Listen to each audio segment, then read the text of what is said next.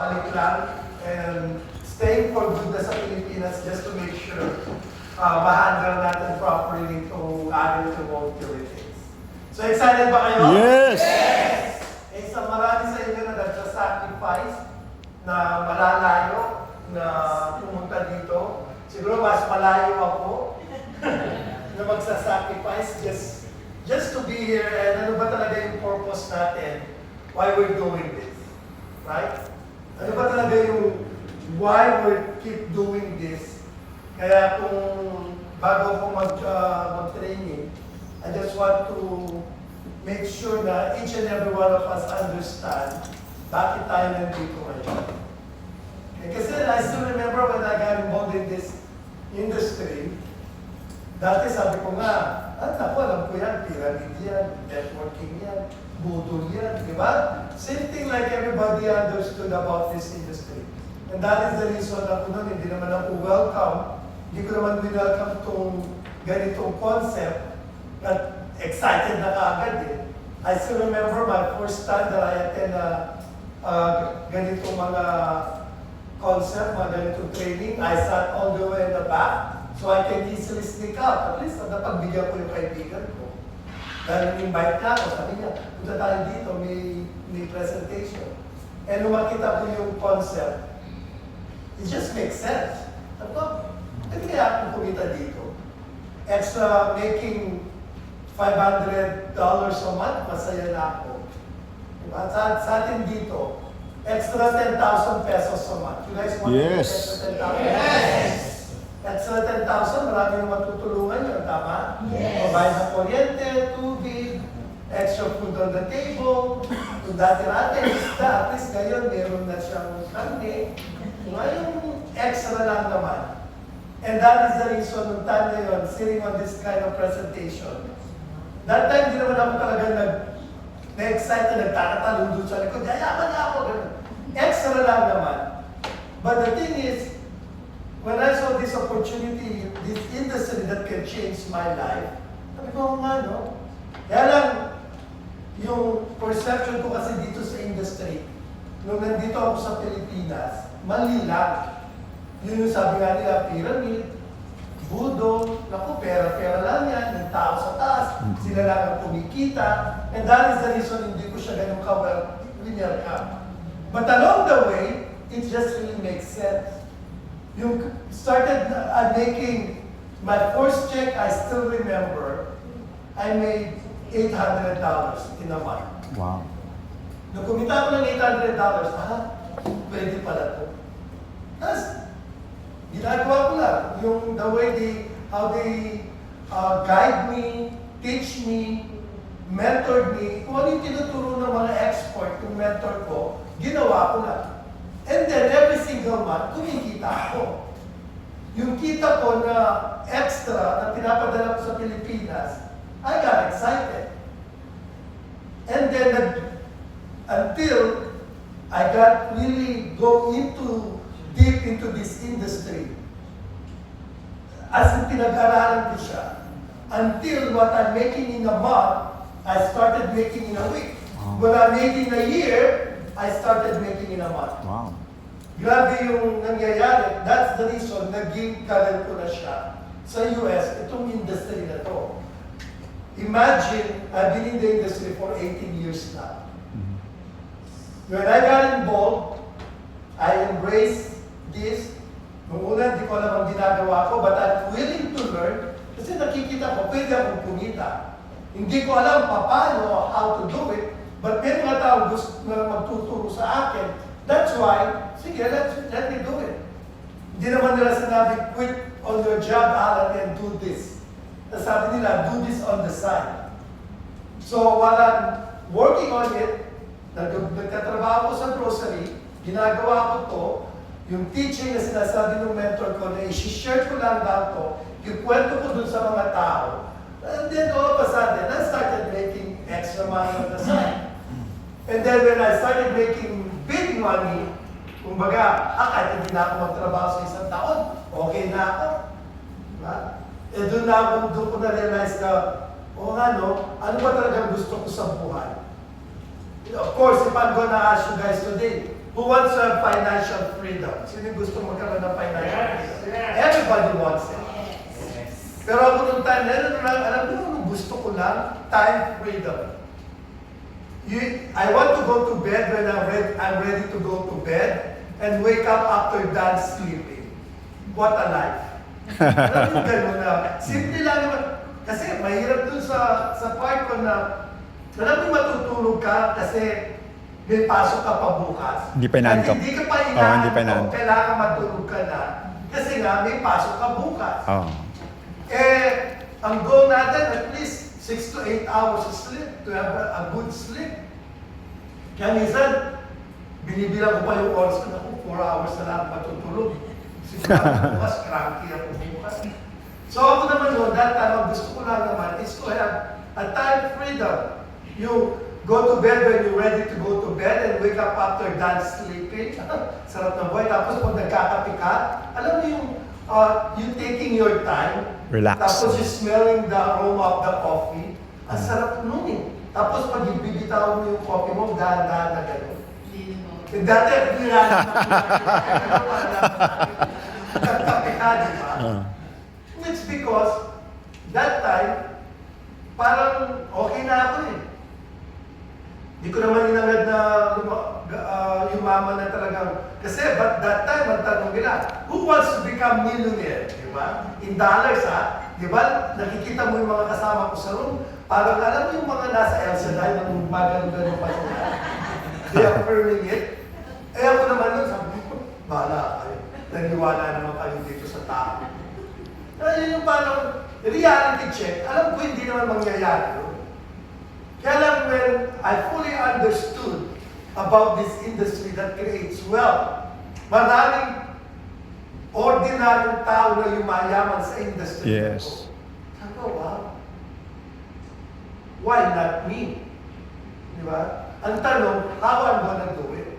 And of course, some of you guys, probably pag tinanong ko, gusto mo bang yumaman? Sasabihin mo, salamat ako, okay lang naman ako. Hindi ko naman inagad na yumaman, maging milyonaryo. Ikaw, ang tanong, tinanong mo na ba yung pamilya mo? Tinanong mo ba yung mga anak mo? Tinanong mo ba yung asawa mo? Ayaw niyo bang yumaman? Baka yung statement mo yan, napaka-selfish.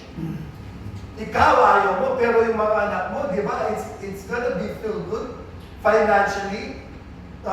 You're gonna leave a legacy to them that they're not gonna worry about it anymore. Kasi nga, you leave a legacy. So, doon ko na-realize, no? Maganda lang sa ginagawa ko. I'm not taking advantage of individual. Actually, I'm helping them because I have a product that's called Amazing. Take it or leave it. Basta ako, nag-share ako. Alam ko maganda yung product ko, but at the end of the day, it's a business that it makes money. Walang masama sa kumita. Diba? At the end of the day, I know my purpose. Bakit ako nasa ibang bansa? Gusto ko kumita para padala ko sa loved ones ko dito sa Pilipinas. So, gano'n lang naman yung nag-start. Until everything changed. From living under the stairs. Alam niyo saan ako natutulog? Sa ilalim ng hagdanan. While I'm working at the grocery. Until I moved to a gated community na malaking bahay. Na dati nagbabas lang ako going to my work. Now, I'm able to drive my own car, which is a Bentley. Aling yung kotse ko sa US because of this industry. Wow. Woo! Hindi ko nung nagtatrabaho ako sa grocery, hindi ko naman nakuha naman lahat yun eh. Hindi naman ako nag-drive ng luxury car. Naging manager na nga ako sa grocery. Pero yung kotse kong nabili, second hand pa, Nissan. Hindi, Nissan Saturn. Kulay green. Ano kung nalang ko pa yung kotse? At bigay pa ng kapatid ko. Hindi naman, kumbaga pinagdumaan. So, babayaran mo pa rin siya dahil wala namang magbibigay na gano'n. Pero, alam mo yung time na yon, even though I become a manager sa isang grocery, ang lagi ko sinasabi, at least okay na ako. Pero hindi ko lubos maisip, but because of this industry, it will change everything. Kaya ako alam ko, what is my message to you guys? Pwedeng mabago yung buhay natin. Yes. Tama? Tama. Piliin lang natin na maging tamang tao. Piliin lang natin kung talagang gusto natin mabago yung buhay natin, ano yung dapat kong gawin? Kasi ganun din ang ginawa ko nun eh. Kasi the opportunity that can change our lives. Ngayon, ang tanong natin, opportunity will remain opportunity pag wala tayong ginawa. Right?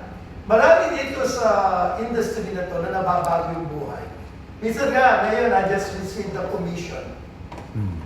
Tinitignan ko yung mga taong kumita. I was surprised na talagang etong tao to, mas malaki pa yung kinikita niya dito sa manager ng bangko dyan sa mga yan eh. Di ba? Weekly. Eto, magbihira ko lang makita dito sa office ko, pero ang kita niya, ang laki. Weekly. Because able to build a team. Mm. Yung ginawa niya, ginagawa din ng mga ibang leaders. Kaya, itong ginagawa natin ito, it will make sense eventually pag naiintindihan mo siya. Ang sabi ko nga noon, ano man yung sikreto ng mga mayayaman? Bakit ang mayaman payaman ng payaman? Richer become more richer. Wealthy become more wealthier. Ano yung sikreto nila? Tanungin nyo sila kung makakita kayo ng mayayaman na tao. Pero yung mga taga-DPWH sa mga Contractor. kasi alam naman natin kung saan doon eh. Kasi hindi ba sabi, hindi magigala ka ng kontraktor.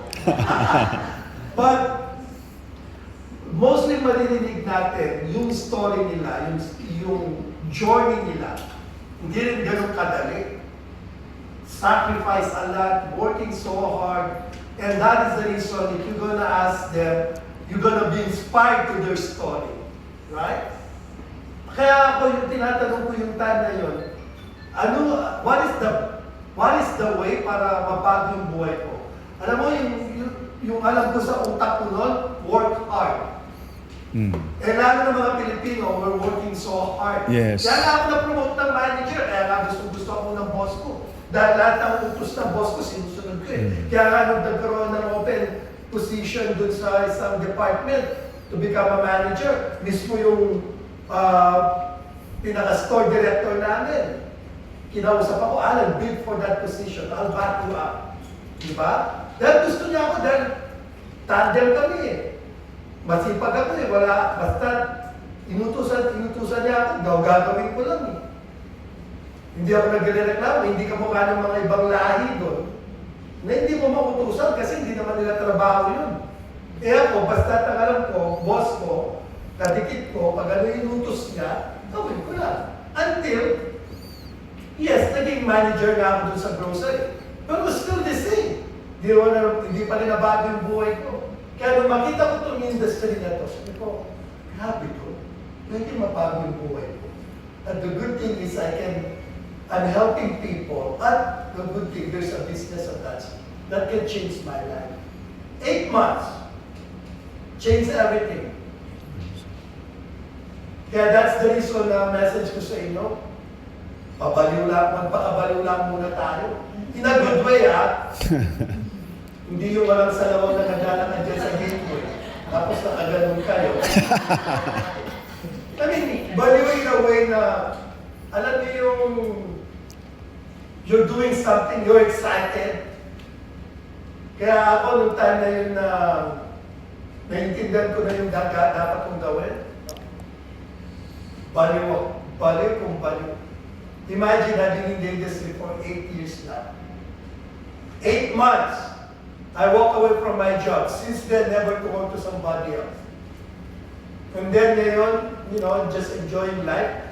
Etong pagpunta ko dito sa Pilipinas, I know my mission is to help a lot of Filipinos. Nung nasa US ako, ibang lahi na, natutulungan namin. Yes. Hindi mas masarap kung kapwa natin Pilipino. Tama. Yes. So excited ba kayo? Yes! Kung alam nyo lang, sino dito yung may mga business partner na dinala?